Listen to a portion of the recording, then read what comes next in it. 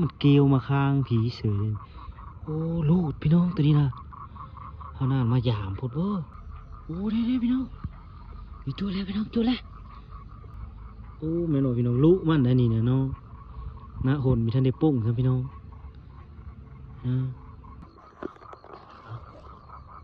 เอาทักทายสบายดีพี่น้อง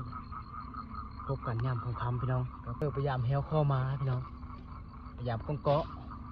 ตัวเซอร์ไว้ตั้งแต่เสาพวกแหละเขาไม่ได้มาหยามเดี๋ยวเขาจะพาพยายามพี่น้องเดี๋ยวไปเบิ้งว่าสิมานเลยมานพี่น้องเอาไปติดตามกันเลยพี่น้องรวด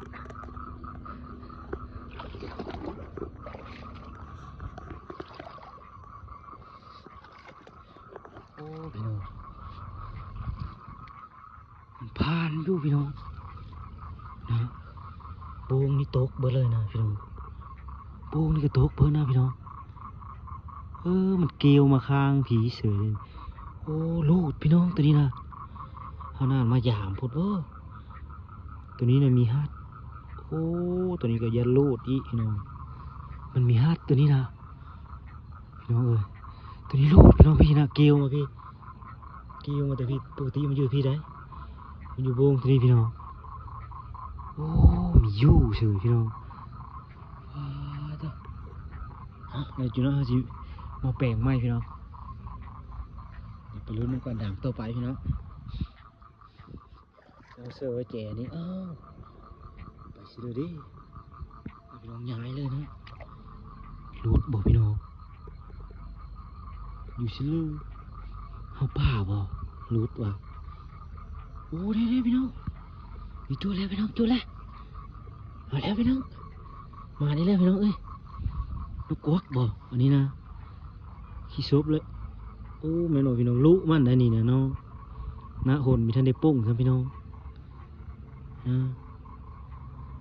หนมีท่านปุ้งพี่น้องหนปีมีท่านได้ปุ้งเงาซ้ำนะหนโบมันกับหนปุ้งหนโบ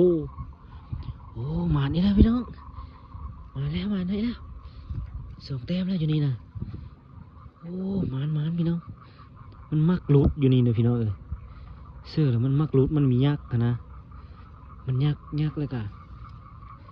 มักลุดมันไม้ขึ้นนะพี่น้องมันมักไม้ขึ้น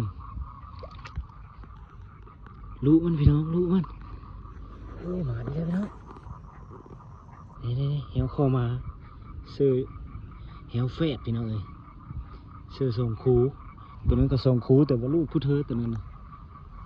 มาดิแล้วพี่น้องนี่มาดิแล้วพี่น้องเดี๋ยวลุมันวันนี้นะเดี๋ยวลุมันพี่น้องมาแล้วตัวได้แล้วพี่น้องมาควักพี่น้องลุมันนะยังน้อยอยู่ยังไม่ทันได้ปงปีเลยมันพี่น้องมันซ้ำคำแต้มหนึ่งเลยพี่น้องมันมาแล้วเจอเลยเอาปีเอาดิเขาสิปุ๊ดเอาก่อนพี่น้องสมัดขาไว้พี่น้อง